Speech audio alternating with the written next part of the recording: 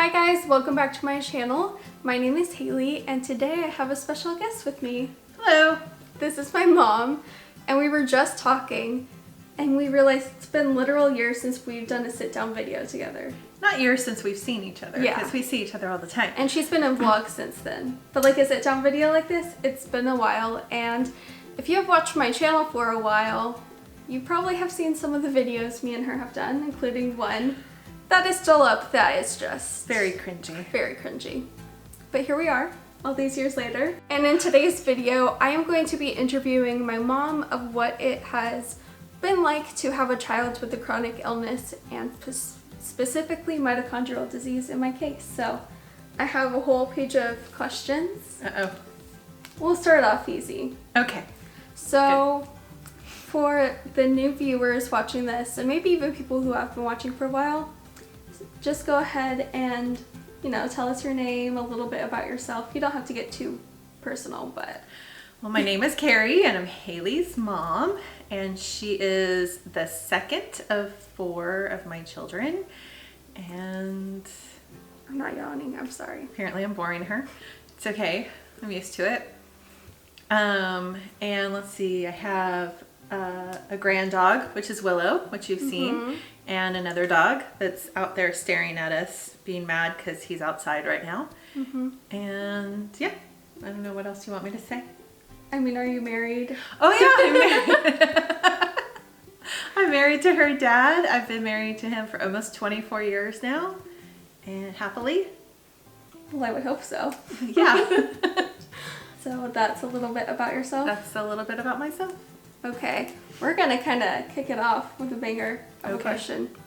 So for those of you who don't know, I have mitochondrial disease and I was diagnosed when I was 5 back in 2006. So it's been a hot minute. But from what you can remember, what was your initial reaction to getting the diagnosis of Mito? Well, it was a mixed reaction because when we first initially talked to your doctor about it, you had been in and out of the hospital, and we had met him through a support group for cyclic vomiting syndrome. And when I first initially got the diagnosis, it was almost a relief, like, okay, well now we know what's wrong, how can we fix it? And there wasn't a whole lot of information. In fact, there was like 0 information on what mitochondrial disease was and what it looked like, and the only information I could find was the very typical Mito, which was 1, 2, 3, and 4 at the time. And you didn't fall into any of those categories, so I mistakenly thought, well, maybe it's something minor and you'll grow out of it. And so that's kind of where I felt of just a relief, but yet like curious to see where this would go. I thought, oh, it's just this diagnosis and we'll get a medication or some kind of therapy and that's gonna fix you. So, I had that period of 6 years where I really didn't have any big health issues. And I know that was the length of time that my parents and my whole family thought I outgrew it just because we didn't know any better. So when I started having issues again, because I started having cyclic vomiting episodes again, and then my Mito flared up, what was your reaction to that? Were you like shocked? Shocked and scared and frustrated, thinking what was going on, because when that came back, it wasn't just like one episode and then we were done. It was one episode that led to an overnight hospitalization that led to another episode that led to another one, to it going from monthly to weekly and trying to figure out what exactly was going on. And with Mito, it's not like you can go and get Tylenol or get this one shot and then you're going to be all better. It's kind of like, well, let's try this supplement or let's try this medication and see if it does anything. And for Haley, it was a lot of trial and error with her doctors because of her very rare gene mutations. They didn't know how it would work, how it would affect her, and if it would help her at all. And some medications didn't do anything. Some made it worse. And so it was a trial and error for many years, and that was frustrating and scary. And every time that you would have an episode and every time we would get a medication, we'd think, okay, great, this is going to be the thing that gets you back to where you were before. We had no idea that that was the best that you were going to be.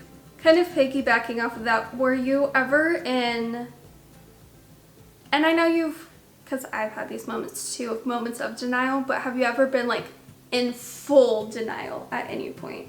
Oh, for sure. Absolutely. Absolutely. I was in denial for those 6 years especially. And I would say probably even up to 2016 of thinking, you know, this isn't really that bad and it's something you can live with, because we were also dealing at the time with your brothers, and they were little, and Joshua was going through so much with his own struggles that I kept thinking it surely can't be that bad, and so I'm just gonna ignore it and put it on the back burner, and surely it's gonna get better. We're just gonna find the right combination of things that's gonna work and get you better. Interesting, I did not know that. So now for this next question, we're gonna bring the mood a little bit lighter. Okay. What is the weirdest thing someone has ever said to you about me? To me? To you, not to me, but to you. I think that just happened very recently. We were getting pedicures. My oldest daughter was up from where she lives, and we had all gone to the salon right near us that just opened up, and we had heard good reviews.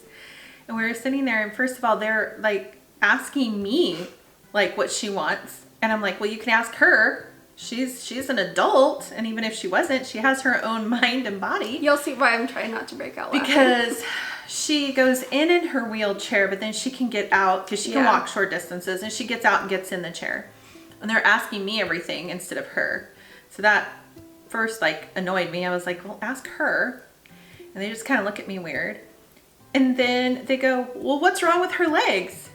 And it just took me so off guard, and it was the way they asked. It was kind of rude.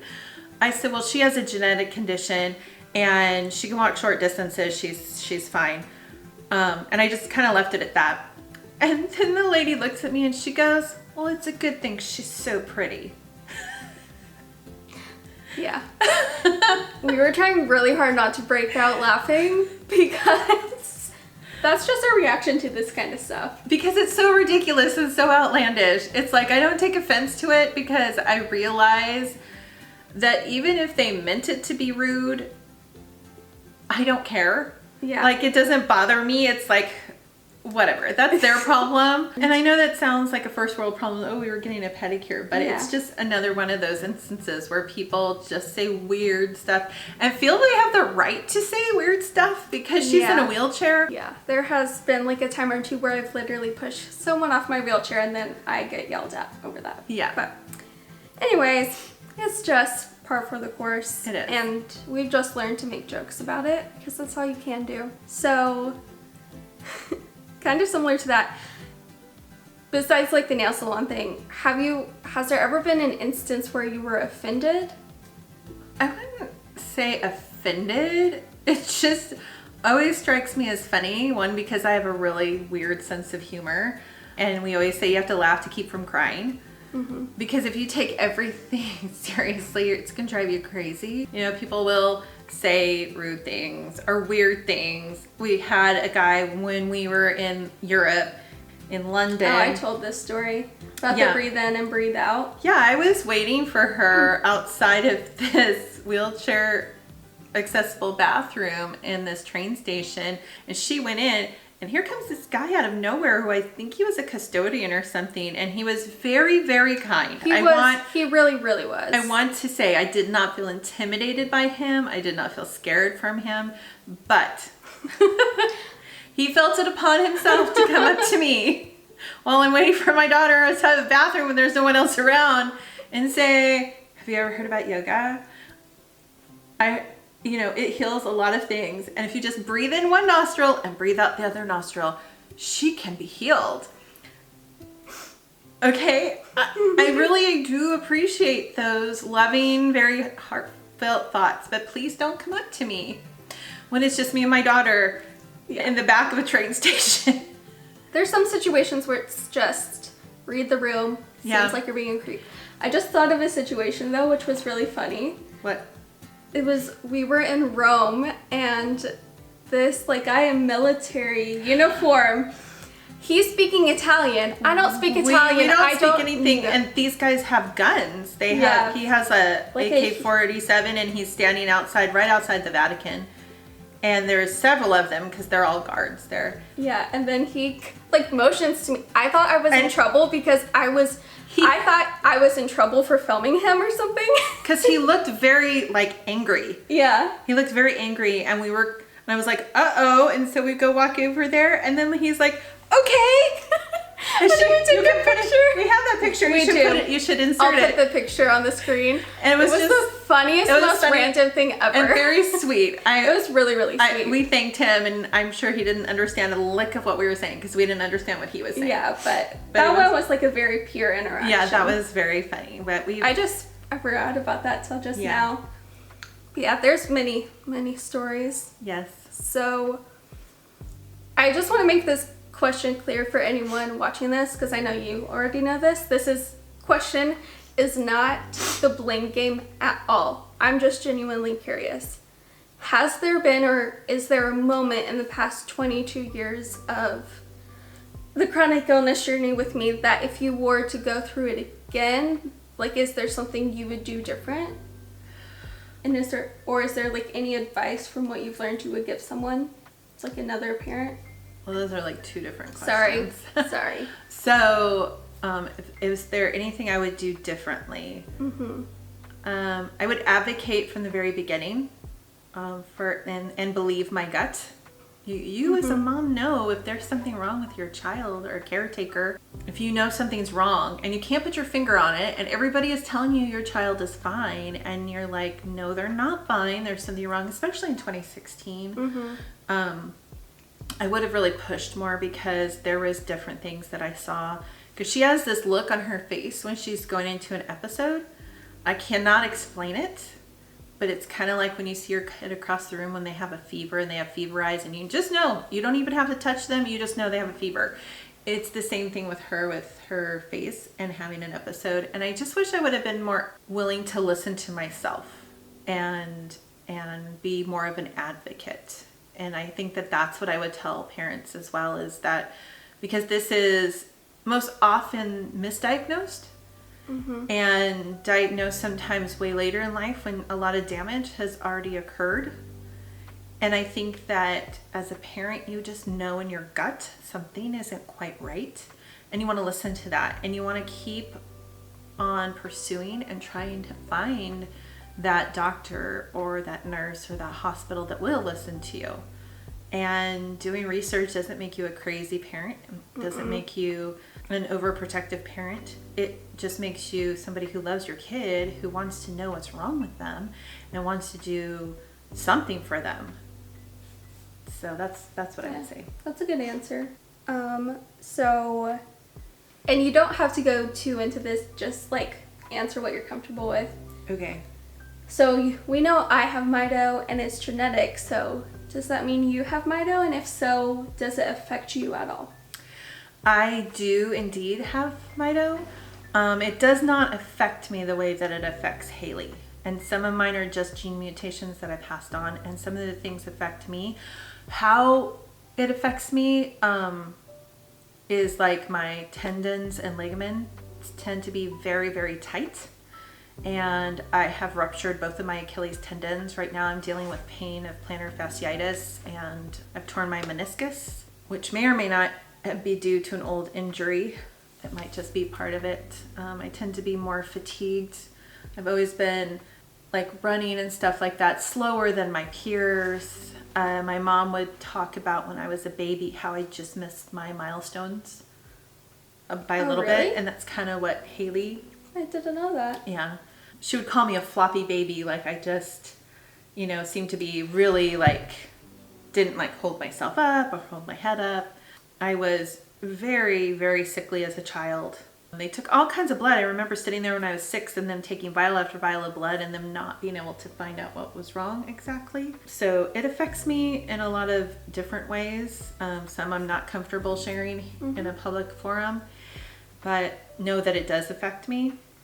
and they don't know like what that means for my future. Yeah. I'm just hoping to keep myself in the healthiest, best way that I can. You're doing a good job at that. Oh, thank you. Yes. So I'm pretty sure I know the answer to this question, but I thought it might be interesting for other people to hear the answer. Okay. So obviously my parents have been married for almost 24 years. And obviously we just know based on statistics and just like the real experience that having a kid with a chronic illness is a lot on any relationship, especially in marriage. What is like one thing in your marriage that you have done, like during the times when I'm in a flare-up or in the hospital, that has really helped you? For our marriage? Yeah. First of all, we don't place blame. I think that that's the number one culprit of anybody in a situation where you have a kid with a chronic illness or special needs child, is you tend to place blame, even unaware you're placing blame. Don't place blame on yourself and don't place blame on your spouse. We divide and conquer. My husband is the hospital buddy, Mm-hmm. and I am the one that stays home and like holds down the fort here. And we don't hold grudges. We also never discuss anything that is like, I would say life altering or like bills or anything that can potentially get into an argument when she's in a flare up or in the hospital, because you're already under an enormous amount of stress. You don't want to add to that stress unless it's absolutely vital that you have to discuss it. Don't discuss it. That can happen another time. We use humor a lot, Yeah. a lot of inappropriate humor. But humor, because we always say you gotta laugh to keep from crying. And that is across the board, everything. And just having faith in God as well.